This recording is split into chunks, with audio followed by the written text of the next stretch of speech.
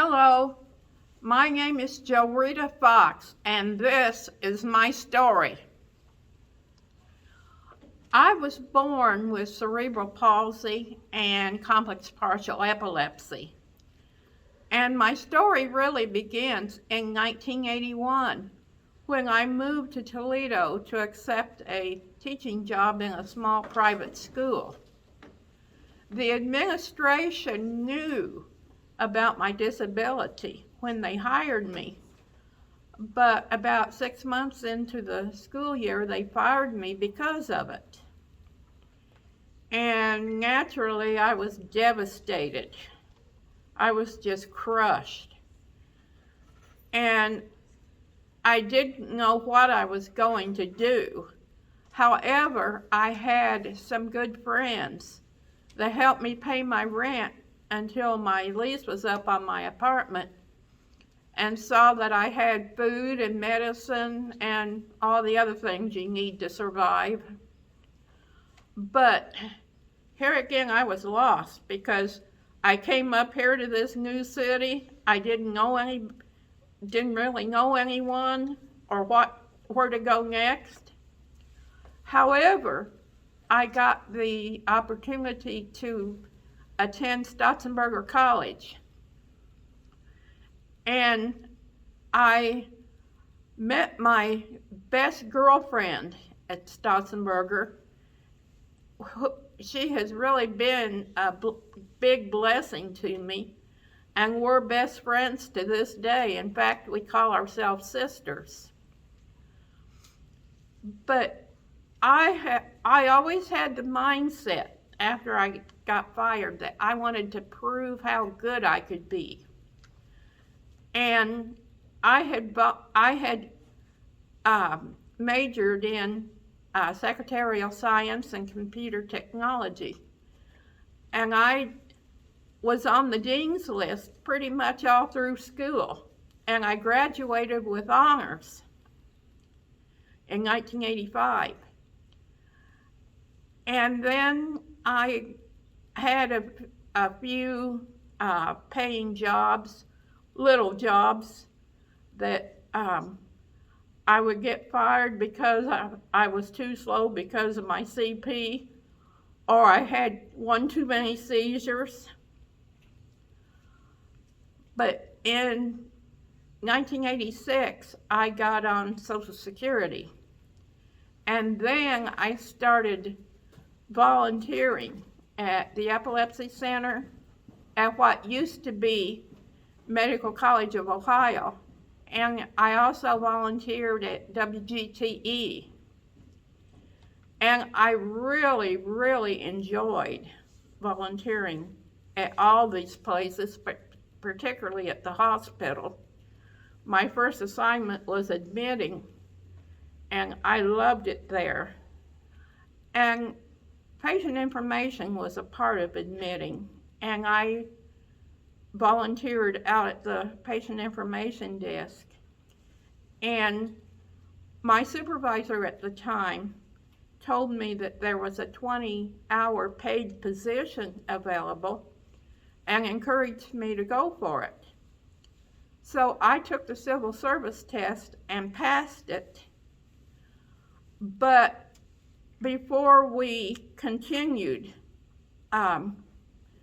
looking at the chance, I did some homework, and I found out that if I had taken that job, I would have lost almost all of my benefits. And this was before the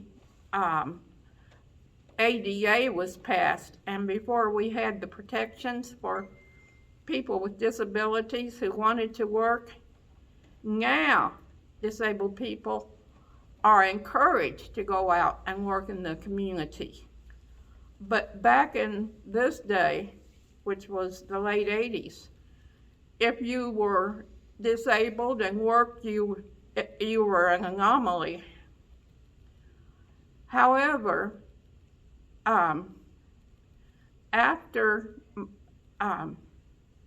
I volunteered at the hospital for several years, from 86 to about 14.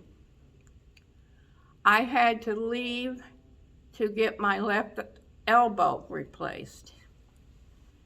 And that was not a good experience. My hardware got infected, and I had to have it all taken out and redone a second time. I had 7 surgeries through the experience, and it took me about 2 years to completely recover from it. So when I did recover in 2016, all of my volunteer jobs were gone. The MCO had reorganized, and their departments and different things like that had occurred, and my jobs just weren't there. So I had to reorganize my life, and I had been a member of People First of Toledo since it was formed in 1999. And I found out that the board, the Lucas County Board, was helping to create a self-advocacy group known as Salute. So I joined that group, and today I'm secretary of that group.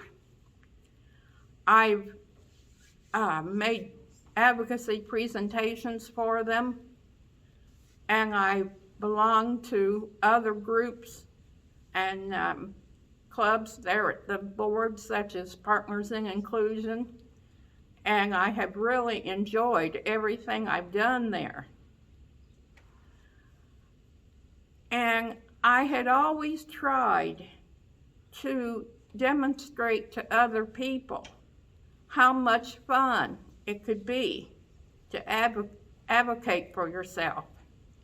And I wanted them to understand the benefits and rewards of advocacy, how good you felt when you advocated for yourself and achieved what you were trying to get.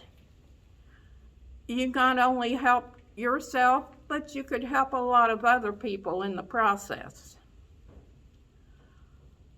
But the important thing is I had to stick to my situation. I had to see my problems through, and I had to look my challenges straight in the eye. And if it hadn't been for that and my grounded faith in God, I wouldn't be talking to you guys here now. And my philosophy has always been, if you're facing a challenge, a problem, you've got to be just as stubborn as it is. So if there's anything that you take away from my talk today, it's that if you're experiencing things that are discouraging you, that are disappointing you, just get up, look it in the face, and say, I'm going to get you. And you know something? You will.